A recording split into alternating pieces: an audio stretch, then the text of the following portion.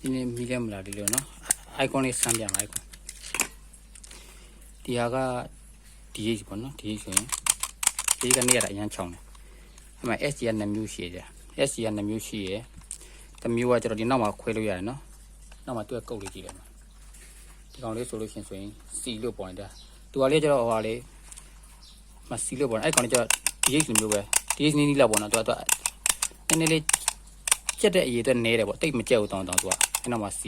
ပြီးဒီနောက်မှာဒီလို V လေးရှိရလေးရှိရအဲ့ကောင်လေးကြက်တဲ့ခါကျရင်တော်ပြရခဲ့တယ်တော်ပြန်တက်မလာတော့ပြန်တက်မလာတော့ဒီနောက်မှာဒီကနန်းရှိမှာ V လို့စီလို့ရေးထားတဲ့ဟာကျတော့ပြန်တက်တယ်သူက DH နီးလောက်ပေါ့တယ်ပေါ့နော် DH ဆိုတော့ DH လောက်တော့မပေါ့ဒါပေမဲ့တော်တော်လေးပေါ့တယ်တိတ်မမြက်ဘူး DH ကတော့အပေါ့ဆုံးပေါ့နော်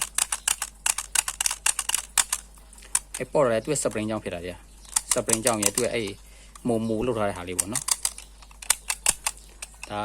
ခုနစီလို့ပြောတာလေနော်ဒီကောင်လေးတောင်းတော့မလို့အခုဒီကောင်ကအဲ့ V ဆိုတဲ့ဟာဒီဟာလေးကကျတော့အဲ့လိုကျွန်တော်အရင်တော့ရောင်းတော့လဲအဲ့လို error ပါတယ်ဆိုတယောက်ပြောလို့ကျွန်တော်အစားပြန်ထည့်ပေးလိုက်တာပေါ့နော်အခုကျွန်တော်ဒီကောင်လေးကိုအဲ့ကြက်တဲ့ဟာလေးကိုကျွန်တော်ဖျောက်ပြမလို့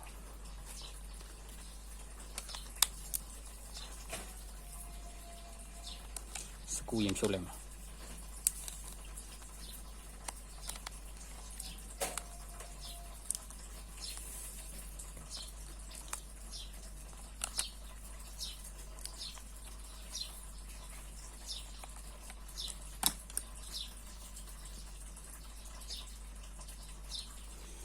စကူဖြုတ်ရဲစကူဖြုတ်ရင်ကျွန်တော်ဒီဖုံးဆွဲဖြုတ်မှာတယ်ဖုံးဆွဲဖြုတ်လို့ချိန်မှာတချို့ကဒီမန်လေးကိုဒီဝက်ဦးလေးနဲ့တွတ်ထိုးတော့အားလိုက်တာပေါ့အားလိုက်ရင်ဒီဖုံးဖွင့်လို့ရတာပေါ့နော်အဲ့လိုဖွင့်တာများရှင်ဘာဖြစ်လဲဒီမန်လေးကတစ်ခါကြားလို့ရှင်ဆိုပွန်းသွားတာပေါ့ဒီကအကျွတ်ပဲပေါ့နော်ဒါလေးကိုတို့ဟာပြအားအဲ့လိုမျိုးမဟာနဲ့အဲ့လိုမဟာပဲနဲ့ဒီကနေတော့ကင်လို့မှားလိုက်နော်ဒီမှာအဲ့ဒါအလုံးလိုက်ထွက်တယ်ဒီအလုံးလိုက်ထွက်တယ်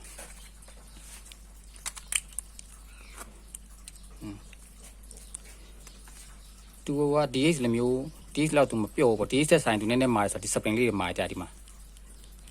ဒါဒီကောင်လေးထည့်ထားတယ်ဒီကောင်လေးဖြုတ်လိုက်ရင်ဒီအသေးရှိတဲ့ဖက်ချမ်းပါနော်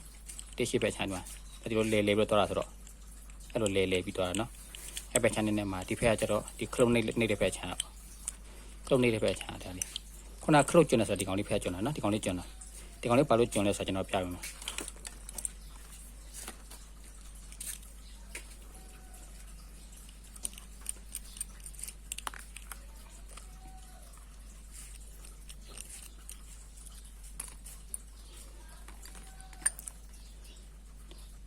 ဒီနေရာလေးတွေ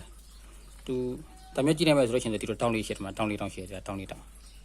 အဲ့တောင်းလေးတောင်းဟိုမှာတွိုက်တက်ကြက်နေကြတာအဲ့ဟိုပေါက်ထဲမှာတွက်ကြက်နေပါဘောနော်အဲ့ထဲထဲမှာအဲ့ဒီခါလေးကိုကျွန်တော်နည်းနည်းလေးစားလိုက်မယ်နှစ်နေရာစားမှာတော့ဒီကောင်အောက်ထိုင်မှာပေါ့ကောပတ်လေးနဲ့စားလိုက်ရအောင်အရင်အများတော့မစားနဲ့ရုပ်ပြတ်တော့မှာဆိုတော့ဒါကျွန်တော်စားပြီးဒီကောင်ကျတော့ပြန်မှာစားမလဲဆိုတော့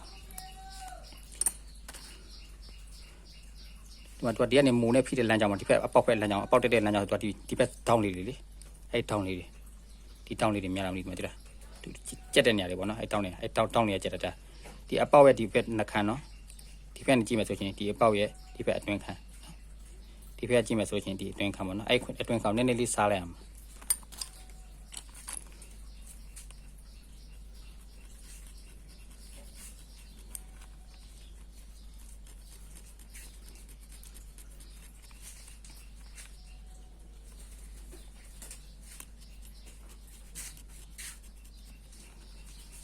ဒီလေးဖက်လုံးကျွန်တော်စားလိုက်မယ်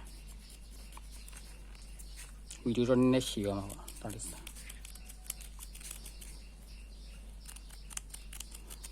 ဒီရှင်နေတော့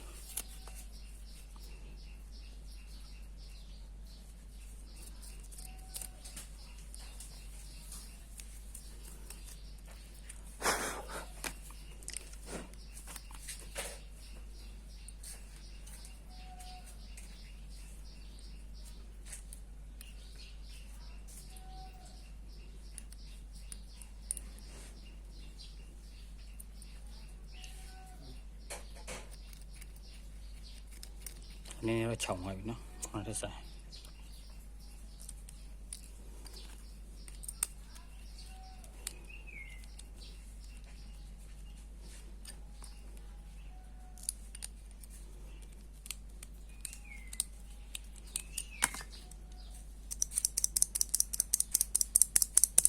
ဆိုခုနတိုင်းသူကကြက်ပြီးတော့မနေခဲ့တော့ဗျာကြက်ပြီးတော့မနေခဲ့တော့ကျွန်တော်တို့ပြန်တက်မှာပြန်တက်ချင်ကျွန်တော်တို့စီနေနေလေးတုပ်ဝင်မှာဗျာစီဆိုကျွန်တော်တို့အမဲစီတုပ်လိုက်တော့ပေါ့နော်အမှန်ဟိုဆက်စီတို့ကွာဘာတုံးတော့ပို့ဆင်းပြီး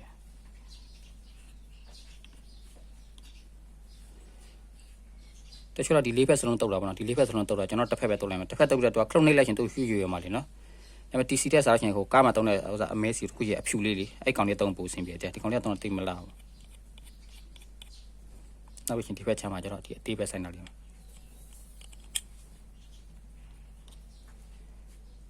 အမဲစီကိုအတန့်လေးတုံးနိုင်ပို့ကောင်းတယ်နော်ဆက်စီလေးရတယ်ဒါပေမဲ့ဆက်စီကျတော့စီးလို့စီးကြတယ်လို့နော်ပြီးရင်ဒီအပေါက်တိတိလေးပါတဲ့ဖက်ကိုဒီအသေးလေးပြန်တက်မယ်ဒီကောင်မနှံ့လဲရကိစ္စမရှိဘူးနော်ဒီအမဲစီကမနှံ့လဲရကိစ္စမရှိဘူးဒီလိုလင်းနဲ့သူနှံ့အောင်လိမ့်မယ်ပြီးလို့ရှိရင်ဒီအောင်ဒီဖက်ပြန်တက်လိုက်မယ်တက်လိုက်ရှင်ဒီမှာကိုစားဒီမှာပြန်တက်မယ်နေဒီမှာတစိမ့်ရှိတဲ့ဘက်ချမ်းနော်တစိမ့်ရှိတဲ့အချမ်းရဲ့ညာဘက်မှာကျတော့ညာဘက်ချမ်းကျတော့နှိမ့်တဲ့ခလုတ်တက်တာနော်တစိမ့်အပေါ်မှာကြည့်ဆိုဒီညာဘက်ချမ်းခလုတ်နှိမ့်တဲ့ဘက်အချမ်းအဲ့ဘက်မှာတက်တာခလုတ်နှိမ့်တဲ့ဘက်အချမ်းအဲ့ဒါညာဘက်ဒါပဲဖက်ပေါ့နော်ကျွန်တော်အဲ့ဒါပြန်တက်လိုက်မယ်မားမကြောက်နဲ့မိုင်းသွားမဝင်ဘူးမြောင်းကမတူတာဒီဖက်မြောင်းကအကျဲဒီဖက်မြောင်းကအကျဲဒီဖက်မြောင်းကအကျင်းအဲ့ဒါမြောင်းကအကျင်းဒါဒီလိုလေးမြောင်းလေးအကျင်းနေနော်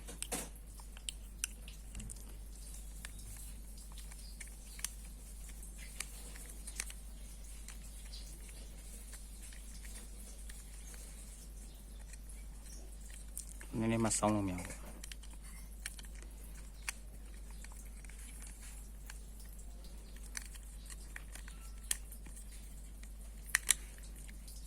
ရပြီနော်ခုနကြက်နေတဲ့ဟာလေးရပါပြီ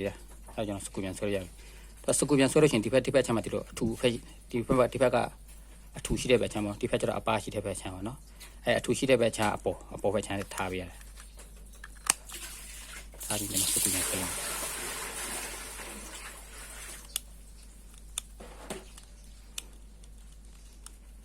ကွာအိမ်မှာ SG တွေပါတယ်အိမ်မှာအရန်ကြက်နေတယ်ဆိုလို့ရှိရင်ကိုအဲ့မှာကလိလို့ရတယ်အိမ်မှာနေနေဒါ